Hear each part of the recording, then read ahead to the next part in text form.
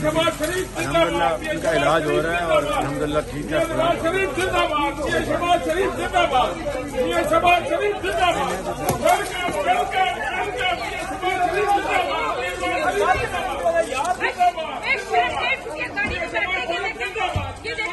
किस चीज का जिंदाबाद? पाकिस्तान में बेशर्मों किस चीज का जिंदाबाद?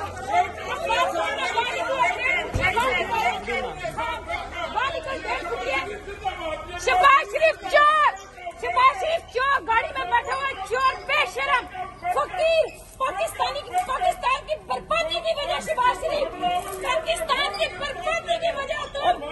पाकिस्तान की बर्बादी की वजह माँ बहने उठवा रहे तुम, बेशरम, ये 1.5 फुटिया माँ बहने उठवा रहे, ये पाकिस्तान की माँ बहने उठवा रही है, ये 1.5 फुटिया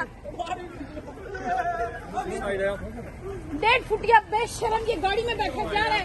डूब के मर जाओ तुम बेशरम, ये बेशरम यहाँ से निकला है, माँ बहने उठवा रहे हैं, ये सियासत कर रहे हैं, ये 1.5 फुटिया दफा हो गया यहाँ से, आप देख लीजिए सारे लोग यहाँ पे मौजूद है, 1.5 फुटिया निकला यहाँ पे से दफा हो गया बेशरम।